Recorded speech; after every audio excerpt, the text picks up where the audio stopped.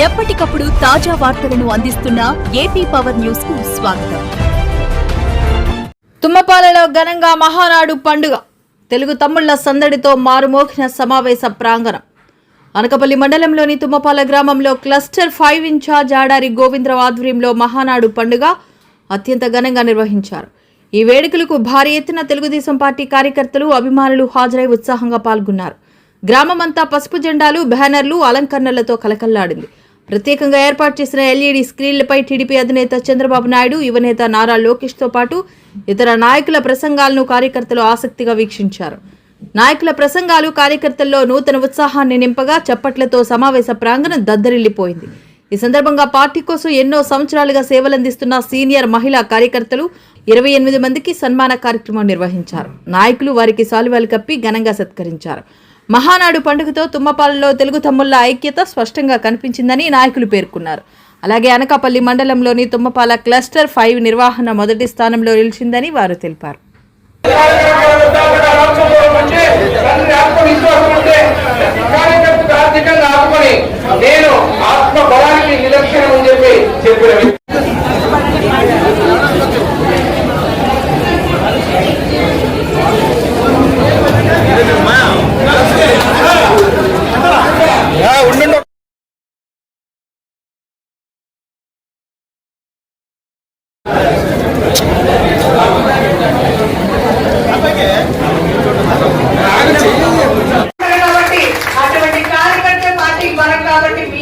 కూడా ఆ బలాన్ని పార్టీకే ఇవ్వండి, వ్యక్తికి కాదు.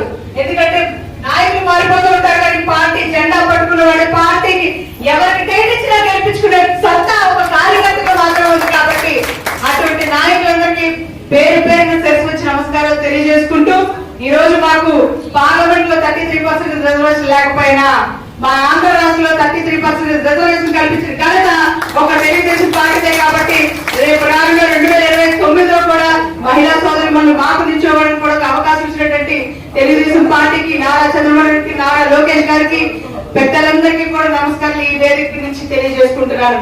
ఎందుకంటే రాజకీయం పుట్టింది అనకాపల్లిలోనే, నాయకులు ఎవరిచ్చినా నిల్చోబెట్టుకోగల సత్తా మీకు మాత్రం ఉంది. అటువంటి అనకాపల్లికి రావడం నా అదృష్టంగా భావిస్తూ మీ అందరితో అంటే ఈ మహానాడు అయిపోయిన తర్వాత పేరు పేరున కూర్చొని కలిసి నేను మాట్లాడతానని ఈ సమావేశంలో తెలియజేసుకుంటూ ఈ అవకాశం ఇచ్చిన పెద్దలందరికీ, మహిళా సోదరులకి, నా క్లస్టర్ ఆడారి గోవిందరావు గారికి ప్రత్యేక నమస్కారాలు తెలియజేస్తున్నాను. మిగతా ప్రోగ్రామ్ మీ అందరూ కంటిన్యూ చేస్తారని, సాయంత్రం వరకు కూడా ఉండి ఇంకా అటెండెన్స్ 600-700 చేస్తారని మనస్ఫూర్తిగా కోరుకుంటున్నాను.